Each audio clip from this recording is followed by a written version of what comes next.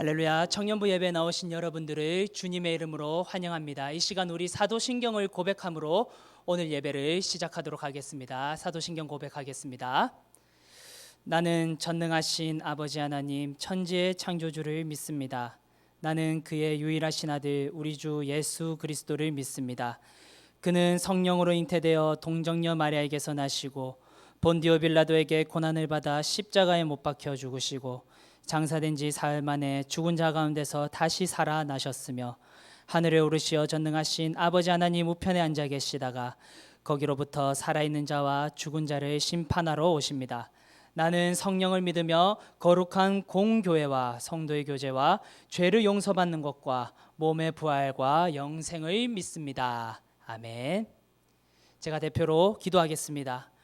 존귀하신 하나님, 오늘도 우리를 예배자로 부르신 줄 믿습니다. 비록 우리가 각자의 흩어진 처소에서 하나님을 예배하지만 그곳에서 우리가 영과 진리로 하나님을 예배할 때에 우리 공동체의 고백과 예배를 기뻐 받아 주시옵소서. 사랑하는 하나님, 코로나19로 인하여 예배자의 정체성을 잃어버리지 않도록 도와주시옵소서. 이럴 때일수록 우리가 더욱더 하나님을 부여잡고 하나님을 신뢰할 수 있도록 은혜를 베풀어 주시옵고, 이럴 때일수록 더욱더 그리스도인다운 삶으로 삶의 품격을 세워서 일상 속에서 예수 그리스도의 향기를 품길 수 있도록 도와주시옵소서.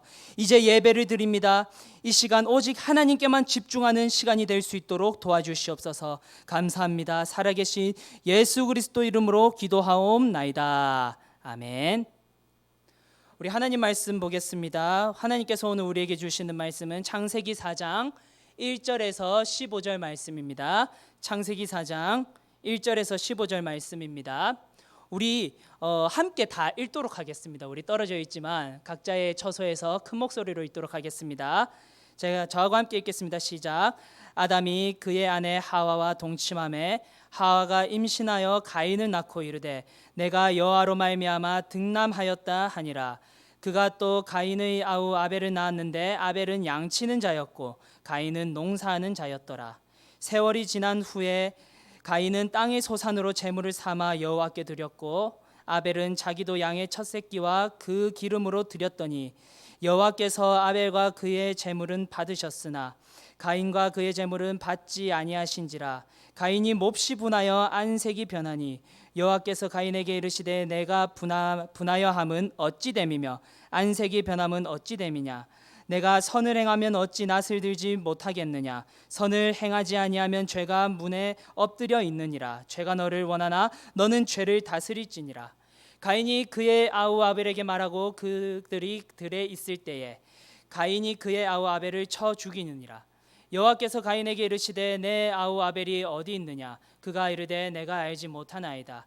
내가 내 아우를 지키는 자니이까. 이르시되 내가 무엇을 하였느냐. 내 아우의 핏소리가 땅에서부터 내게 호소하느니라.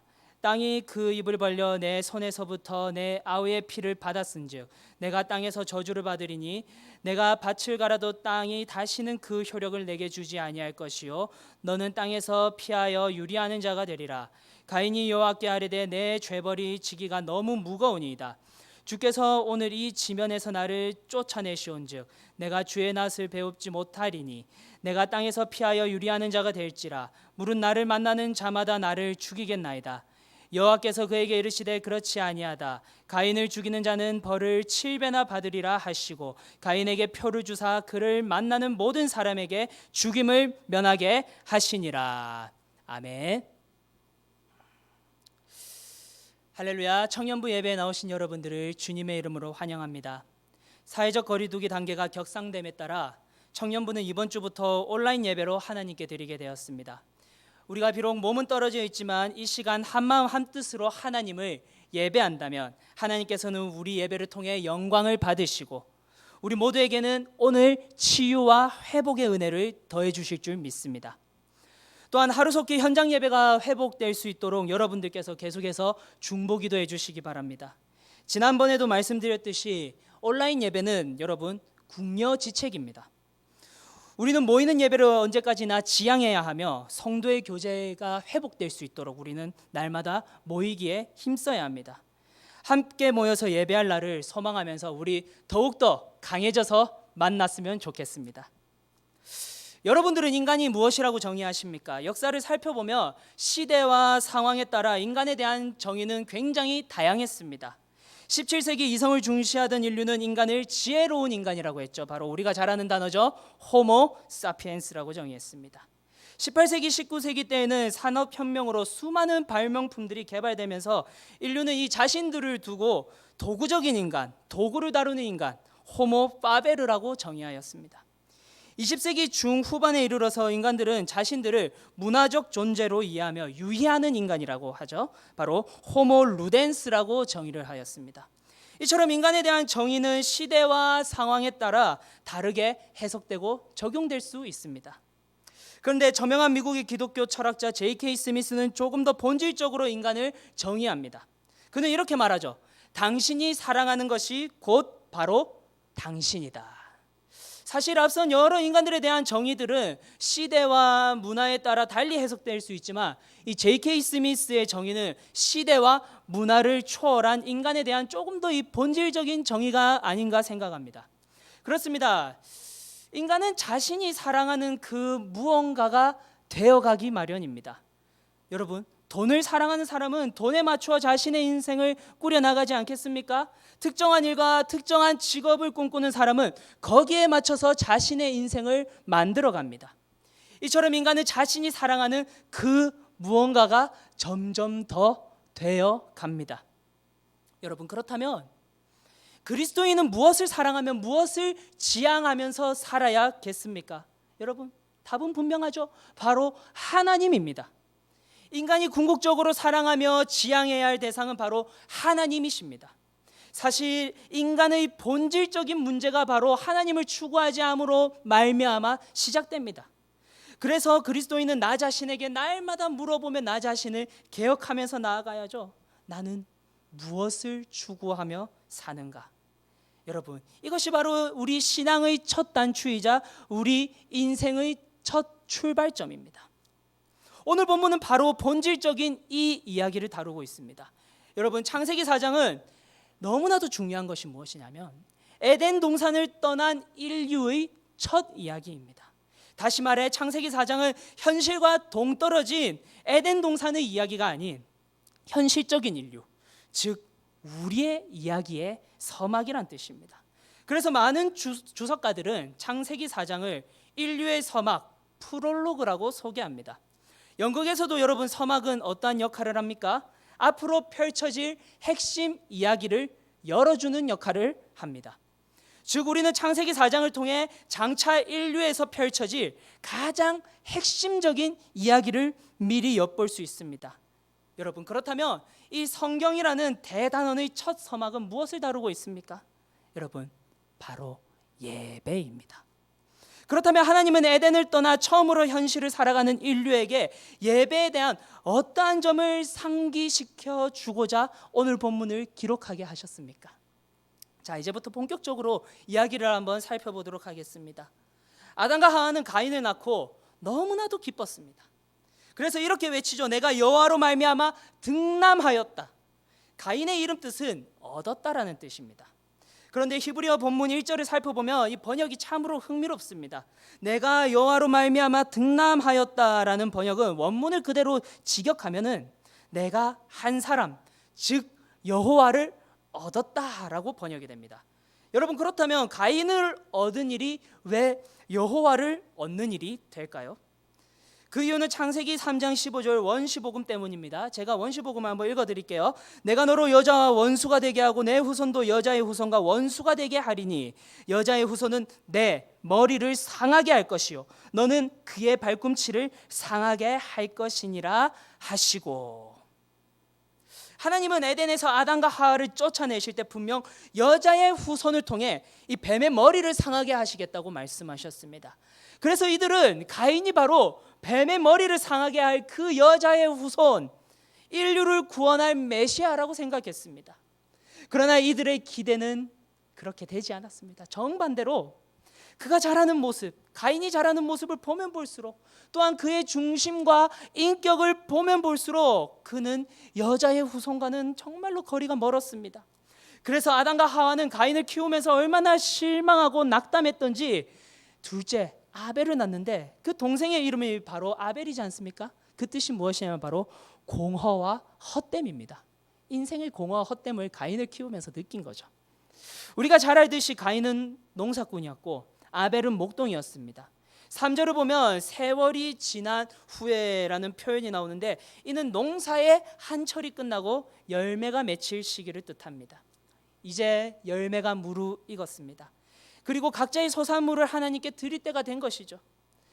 가인은 땅의 소산을 제물 삼아 하나님께 드렸고 아벨은 양의 첫 새끼와 기름을 하나님께 올려드렸습니다. 그런데 여기서 우리가 잘 아는 이상한 일이 발생합니다.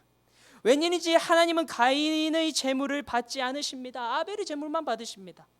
도대체 무엇 때문에 하나님은 가인의 예배를 멀리하시고 아벨의 예배만 받으십니까? 여기서 주석가들의 의견은 매우 다양합니다. 첫째로는 아벨은 첫 새끼를 드렸는데 가인은 그냥 아무 곡식이나 성의 없이 드려서 그렇다. 아벨은 피의 제물을 드렸는데 가인은 피의 제물이 아니기 때문이다. 하나님은 양고기를 좋아하는데 가인이 그냥 맛없는 곡식을 드려서 때문이다. 여러 가지 주석가들의 의견이 있습니다. 그런데 여러분, 여기서 우리가 주목해야 할 중대한 사실이 있습니다. 하나님이 가인의 예배를 받지 않으신 이유는 단순히 제물의 품목과 제물의 상태 때문이 아닙니다. 하나님은 가인의 마음과 가인의 삶이, 그의 중심이 이미 하나님을 멀리 떠났기 때문에 그의 예배를 받지 않으셨습니다. 만약 하나님이 단순히 제물의 퀄리티에 따라 예배를 받을지 말지 고민하신다면 여기 앉아있는 우리 모두는 그 누구도 하나님을 흡족하게 할 수 없을 것입니다. 우리가 수천억을 가져와 하나님께 바친다고 한들 그 중심에 여러분 하나님이 없다면, 그 삶에 하나님이 없다면 하나님은 우리의 예배를 멀리 하십니다. 가인의 예배가 실패한 이유는 결국 그의 삶, 인격, 중심 때문이었습니다. 우리는 지금부터 펼쳐지는 가인의 태도를 통해 일상, 삶에서부터 그가 하나님을 경외하지 않았다는 사실을 발견할 수 있습니다. 예배의 주관자이자 예배의 주인공이신 하나님이 예배를 받지 않으신다면 여러분들은 통상적으로 어떠한 태도를 취하겠습니까? 만약 여러분들이 누군가에게 정성껏 선물을 준비했는데 그 선물을 받지 않는다면 그 대상에게 물어보겠죠. 왜 내 선물을 받지 않니? 그리고 내가 잘못한 점이 있다면 바로 용서를 구하지 않겠습니까? 그런데 여러분, 가인을 보십시오. 5절을 보면 정말로 적반하장입니다. 하나님이 자신의 예배를 받지 않자 가인의 안색이 변합니다.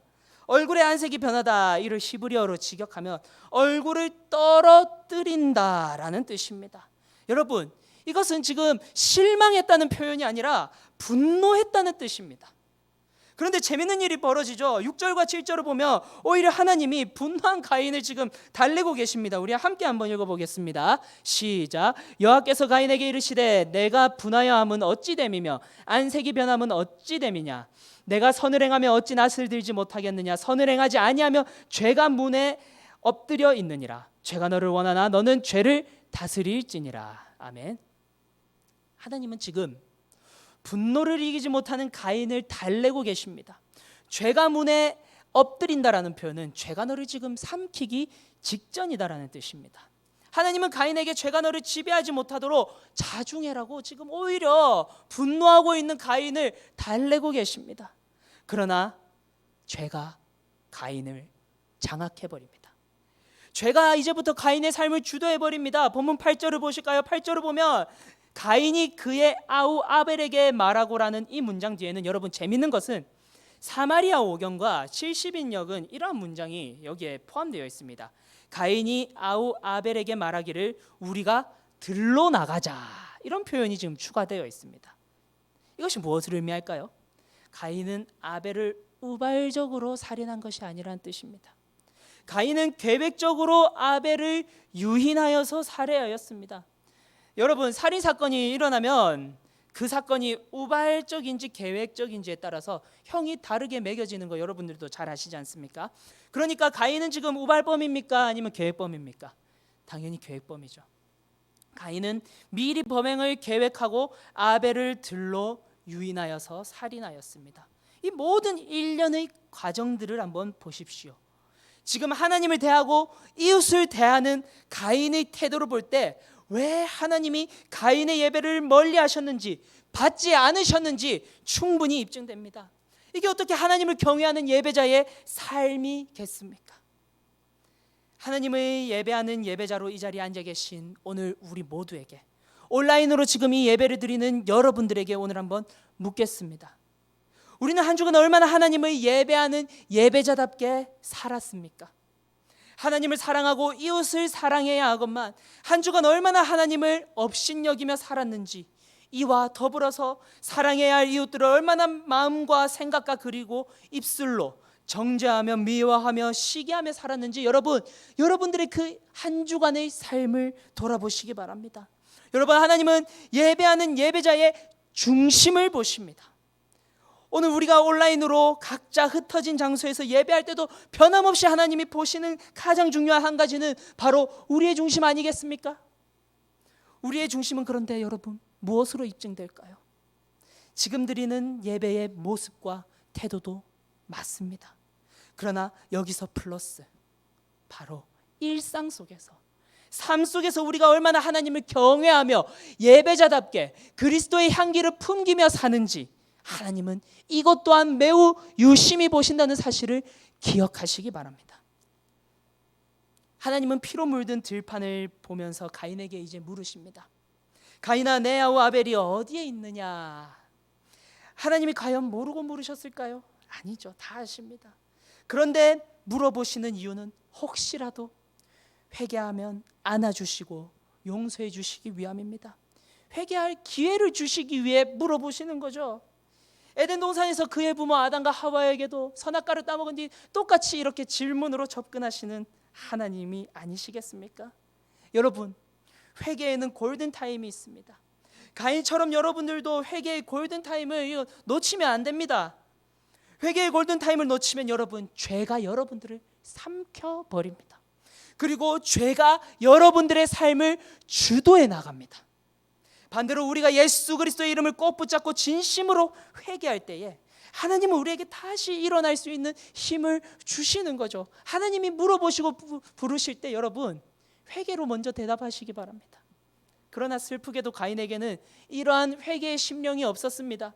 그래서 가인은 질문하는 하나님께 오히려 반문합니다. 하나님, 내가 아우를 지키는 자이니까. 여러분, 이제 이해되시죠? 왜 하나님이 가인의 예배를 받지 않으셨는지. 이처럼 하나님은 예배의 형식이나 절차, 프로세스에 모든 관심을 두시는 분이 아닙니다. 이것은 바로 2차적인 문제입니다. 본질이 바르게 서면 당연히 따라오는 부속물들입니다.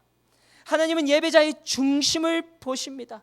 그리고 예배자의 그 중심은 지금 드려지는 우리의 마음과 예배와 이와 더불어서 일상 속에서의 우리의 삶도 플러스가 된다는 점을 기억하십시오. 그래서 하나님은 주일 예배뿐만이 아니라 일상 예배 또한 받으시는 분이십니다. 우리가 집에 있을 때만 부모님의 자식이 아니지 않습니까? 밖에서도 부모의 자식이듯이 우리는 주일에도 그리스도의 자녀이며 일상 속에서도 그리스도의 자녀입니다. 하나님은 오곡백과 화려한 제물로 현란하게 이 자리에서 예배한다고 한들 그 모습만 보고 속지 않으십니다. 바로 예배를 드리는 우리의 마음을, 그리고 우리가 살아온 그 일상들을 동시에 보신다는 사실이죠. 오늘날 우리가 자꾸만 착각하는 모습들이 바로 이러한 모습이 아닙니까? 지금 드리는 주일 예배 너무나도 중요합니다. 그러나 주일 예배가 일상 예배와 분리되어 전혀 다른 이야기가 될 때 결국 주일 예배마저도 알맹이가 없는 껍데기만 남는 예배가 될 뿐입니다. 여러분, 이 시간 우리의 삶의 예배를 회복하십시오. 일상 속의 예배자로 다시 살아나가기를 결단하시기 바랍니다. 하나님은 이러한 가인에게 오늘 두 가지의 벌을 내리십니다. 첫째로, 땀을 흘려 밭을 아무리 갈아도 그 소산이 충분하지 않다는 것. 이는 하나님 없는 인생에게는 절대적인 충족과 만족이 없다는 의미입니다. 둘째로, 땅을 유리하는 자가 된다는 것. 사실 하나님 없는 인생이 어디에 하나 의지할 곳 없는 떠돌이와 고아와도 같은 인생이 아니겠습니까? 즉, 이 두 가지는 하나님을 예배하지 않는 자가 겪는 대표적인 결핍들입니다. 여러분들 한번 점검해 보십시오. 여러분들이 일상 속에서 절대적인 충족과 만족이 없습니까? 또한 여러분들이 마치 고아와 같고 떠돌이 같지 않습니까? 그것은 여러분들 예배, 그리고 여러분들의 중심이 하나님께 바로 서 있는지 그때야말로 점검할 때입니다. 가인은 그 형벌이 너무나도 무거워 하나님께 이제 이렇게 호소합니다. 하나님, 벌이 너무나도 제게 가중합니다. 내가 지금 이 땅을 떠나면 다른 이들이 저를 죽일까 두렵습니다. 오히려 이렇게 뻔뻔하게 하나님 앞에 따집니다. 이처럼 가인은 끝까지 하나님께 회개할 생각이 없었습니다. 그러나 하나님은 그런 가인을 끝까지 사랑해 주시죠. 가인을 치는 자는 7배나 벌하겠다고 하시면서 가인을 지켜주시겠다고 약속하십니다. 다시 범죄할 것을 아시면서도요. 여러분, 이처럼 인간을 향한 하나님의 사랑은 너무나도 끝이 없습니다. 이 사태를 모두 지켜본 부모 아담과 하와의 심정은 어땠을까요? 가인은 살인 후 쫓겨나고 이제 아벨마저도 죽었습니다. 이러한 심정을 뭐라고 표현할 수 있겠습니까? 망연자실이라는 단어밖에 떠오르지 않습니다. 이 사건을 겪으면서 그들은 인간의 인생이 얼마나 더덥고 쓰고 괴로운지 다시 한번 되새겼을 것입니다. 그러나 하나님은 이들을 끝까지 사랑하사 이들에게 하나님의 언약을 이어갈, 예배를 회복할 아들 셋을 주십니다. 셋이 자라는 모습을 보며 아담과 하와는 다시금 확신하였습니다. 하나님이 우리를 버리지 않으셨구나. 하나님이 우리를 사랑하시구나. 여러분, 셋의 이름 뜻은 바로 지정된 자란 뜻입니다. 아담과 하와가 왜 그의 이름을 셋으로 지었겠습니까? 아담과 하와는 셋을 보며 하나님이 우리를 사랑하시기로 지정하셨다는 사실을 깨달았기 때문입니다. 인생의 절망과 허무 속에서도 하나님이 우리를 사랑하기로 지정하사 끝까지 포기하지 않으시는 하나님을 경험했기 때문에 그 아들 이름을 셋이라고 지었습니다. 하나님은 셋을 통해 다시금 예배를 재건해 나가십니다. 우리 창세기 4장 26절을 한번 보겠습니다. 함께 읽어볼까요? 시작. 셋도 아들을 낳고 그의 이름을 에노스라 하였으매 그때에 사람들이 비로소 여호와의 이름을 불렀더라. 아멘. 비로소 여호와의 이름을 불렀더라. 바로 셋을 통해 예배가 재건됩니다. 사랑하는 여러분, 우리도 마찬가지입니다. 우리 화면을 조금 전환해 주시겠습니까? 아담과 하와처럼 인생의 허무와 절망을 느끼며 가인과 같이 날마다 예배자로서 넘어지며 실패하지만 기억하십시오. 하나님이 우리를 지정하셨습니다. 하나님이 우리를 사랑하기로 작정하셨습니다. 그래서 우리는 장차 셋의 자손으로 오실 예수 그리스도를 붙잡고 다시 일어나 영과 진리로 하나님을 예배할 때에 하나님은 다시금 우리의 일상을 회복시키고 일상 속에서 삶에서 예배자로 일어날 수 있도록 능력을 주신다는 사실을 오늘 말씀을 통해 깊이 깨닫고 돌아가시는 여러분들이 되시기 바랍니다. 그러므로 여러분, 오늘 이 자리에서 한번 결단하시기 바랍니다. 하나님은 우리를 예배자로 부르셨습니다. 우리를 지정하사 오늘도 변함없이 우리와 동행하시는 예수 그리스도를 붙잡고 하나님을 예배할 때 우리는 이 자리에서뿐만이 아니라 일상에서도 참된 예배자로 일어날 수 있습니다. 주 안에서 너무나도 사랑하는 여러분, 코로나19라는 상황 가운데서 또다시 하나님은 우리의 중심을 살펴보실 것입니다. 지금 온라인으로 예배드리는 여러분들을 말이죠, 하나하나 지금 신방하실 것입니다. 그리고 여러분, 우리의 중심은 지금 예배를 드리는 이 태도와 더불어서 우리의 삶으로 입증될 것입니다. 우리는 또다시 코로나로 인하여 다시 삶으로 흩어져 있습니다. 여러분, 흩어진 그곳에서 진정한 예배자로 거듭나서 다시 만났으면 좋겠습니다. 다시 이곳에서 하나님을 마음껏 예배했으면 좋겠습니다. 그리하여서 하나님이 보시기에 너무나도 아름다운 예배자로 다시 만나 하나님께 마음껏 예배를 드리는 사랑하는 우리 청년부 공동체가 모두 되기를 주님의 이름으로 간절히 소망합니다. 아멘. 우리 시간 함께 말씀을 놓고 기도했으면 좋겠습니다. 여러분, 첫 번째 기도 제목을 드리겠습니다. 우리가 삶으로 이어진 예배를 하나님께 드려 하나님을 기쁘게 하는 우리 모두가 되게 해달라고 기도했으면 좋겠습니다. 또한 더불어서 두 번째로 함께 기도했으면 좋겠습니다. 하루속히 예배가 회복되고 교회가 회복되고 공동체가 회복되고 또한 세상이 회복되게 해달라고 우리 시간 간절히 주여 한번 부르짖으며 기도하며 나아가겠습니다. 주여, 하나님 아버지, 오늘 우리에게 말씀을 주심을 감사드립니다. 하나님 아버지, 주님께서는 우리의 중심을 보시며 우리의 중심은 반드시 우리의 삶으로 이어지며 삶으로 입증되기 마련입니다. 하나님 아버지, 우리가 예배자의 삶을 잘 살아갈 수 있도록 도와주시옵소서. 코로나19라는 상황으로 말미암아 우리가 지금 서로 흩어져 있습니다. 그 흩어진 곳에서 예배재단을 쌓게 도와주시고, 흩어진 곳에서 더욱더 하나님 아버지 절호의 기회로 삼아서 주님을 더욱더 우리가 예배하며 예배자로 거듭날 수 있도록 도와주시옵소서. 직장이 예배의 터가 되게 하시고 가정이 예배의 터가 되게 하여 주시옵소서. 무엇보다도 하나님 아버지, 우리가 그곳에서 먼저 일상 속에서 예배자로 살아가는 연습을 할 수 있도록 도와주시옵소서. 그리하여서 하나님 아버지, 주일 예배뿐만이 아니라 일상 예배에서도 주님을 사랑하며 나아가는 우리 모두가 될 수 있도록 우리 청년부 공동체를 붙들어 주시고, 다시 만날 날 때는 더욱더 하나님 아버지 우리가 강력한 예배자로 이 자리에서 하나님을 마음껏 찬양하며 하나님을 누릴 수 있도록 은혜를 베풀어 주시옵소서. 우리가 하나님을 기쁘게 하는 예배자가 되길 원합니다. 인류 첫 이야기부터 하나님께서 예배를 말씀하신 이유, 예배자의 중심을 말씀하신 이유는 그것이 우리 인생의 전부이기 때문입니다. 그것이 우리의 정체성이기 때문입니다. 하나님 아버지, 오늘 말씀으로 더불어서 하나님 아버지 우리가 예배자로 정체성을 다시 세워나갈 수 있도록 은혜를 베풀어 주시옵소서. 하나님 아버지, 하루속히 예배가 회복되기 원합니다. 현장 예배를 주님 회복시켜 주시옵소서.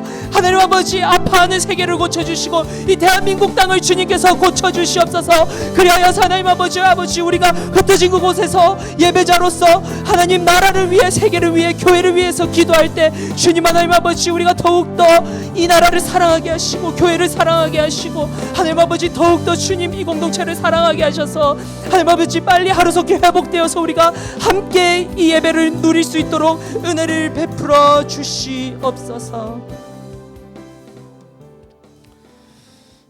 사랑하는 하나님 아버지, 오늘 우리가 예배를 드렸습니다. 비록 지금 모두가 흩어져서 각자의 처소에서 예배를 드리지만 하나님께서는 우리의 중심을 보시는 줄 믿습니다.